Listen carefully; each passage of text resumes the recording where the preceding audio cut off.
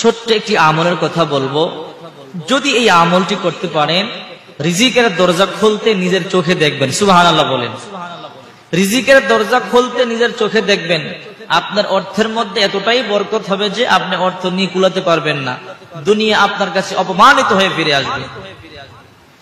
বিশ্বনবীর একজন গরিব সাহাবী এসে বলে, ইয়া রাসূলুল্লাহ, দুনিয়া আমার থেকে পশ্চাৎ বরণ করেছে, দুনিয়া আমার থেকে বিমুখ হয়েছে, এতটাই অভাবে পড়েছি, আর ভালো লাগে না, আমাদেরকে সচ্ছল হওয়ার জন্য কিছু আমল শিক্ষা দেন।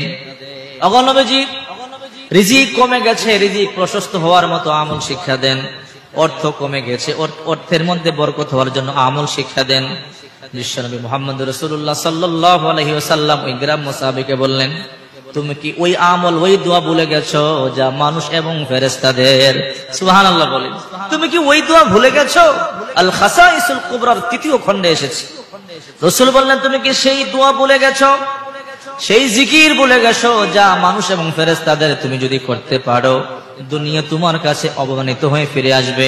সুবহানাল্লাহি ওয়া বিহামদিহি সুবহানাল্লাহিল আযীম আস্তাগফিরুল্লাহ সুবহানাল্লাহি ওয়া বিহামদিহি সুবহানাল্লাহিল আযীম আস্তাগফিরুল্লাহ সুবহানাল্লাহি ওয়া বিহামদিহি সুবহানাল্লাহিল আযীম আস্তাগফিরুল্লাহ। যাও তুমি পড়ো, অভাব চলে যাবে, দুঃখ চলে যাবে, টাকায় বরকত হবে, রিজিকের দরজা খুলতে নিজের চোখে দেখবা। অর্থ শুধু চতুর্দিক থেকে আসতেই থাকবে, দুনিয়া অপমানিত হয়ে ফিরে আসবে। এক সপ্তাহ আমল করেছে সাহাবী, এতটাই বিশ্বাস অন্তরে, নবীজি বলেছে অবশ্যই কাজ হবেই। চলে গেছে বাড়িতে, গিয়ে আমল শুরু করে দিয়েছে। রাসূল বলেছেন, সকাল বেলা তুমি 100 বার পাঠ করবে, বিকাল বেলা 100 বার পাঠ করবে, অর্থাৎ ফজরের পরে 100 বার, মাগরিবের পরে 100 বার। আল খাসাইসুল কুবরার 3য় খণ্ডে আসছে, সুবহানাল্লাহি ওয়া বিহামদিহি সুবহানাল্লাহিল আযীম আস্তাগফিরুল্লাহ।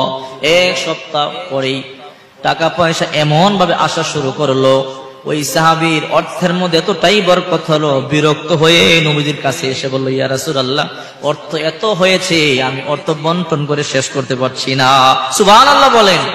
যাদের টাকা দরকার, অর্থ দরকার, রিজিক দরকার, ব্যবসা বাণিজ্য উন্নতি দরকার, এই আমল করেন।